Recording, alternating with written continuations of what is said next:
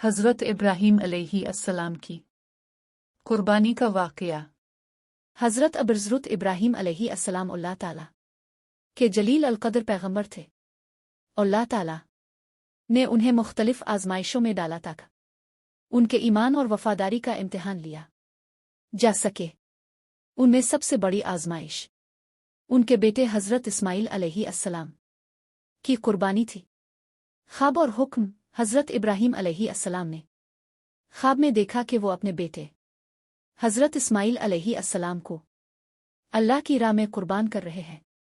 چونکہ انبیاء کے خواب وہی ہوتے ہیں، اس لیے حضرت ابراہیم علیہ السلام سمجھ گئے کہ یہ اللہ کا حکم ہے۔ قرآن کی آیت فلمویا بلغے میں یا السوئے کیلے ایبانے ہوئے نون ایرفن المنیم انون ازبہاوے فینزارا میں آزیا تیرے کیلے ای ابتن افائل مایا تا میرا صلی اللہ علیہ وسلم سیتجندان نشے کے الیام نے السوئے آبنر نے جب وہ بیٹا ان کے ساتھ دوڑ دھوپ کرنے کی عمر کو پہنچا تو ابراہیم نے کہا، اے میرے بیٹے، میں خواب میں دیکھتا ہوں کہ میں تجھے ذبح کر رہا ہوں، پس غور کر کے تمہاری کیا رائے ہے۔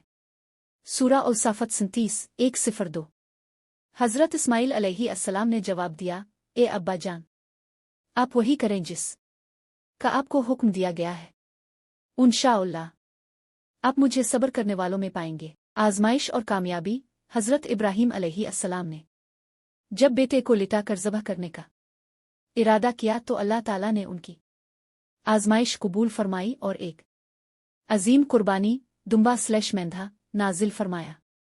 او فدیہ بنذبح اعظم، اور ہم نے ان کا فدیہ ایک عظیم قربانی کے ساتھ دے دیا۔ سورہ الصافات 37:1-7۔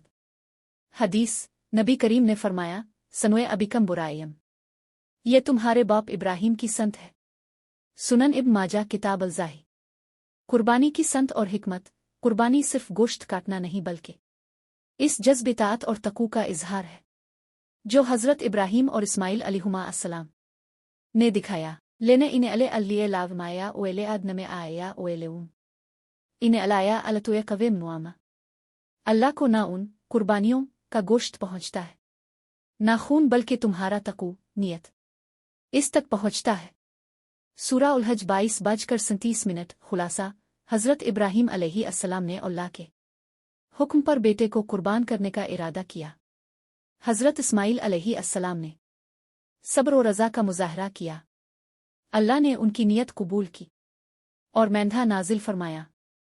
اس یاد میں مسلمان ہر سال دال الاضحیٰ پر قربانی کرتے ہیں۔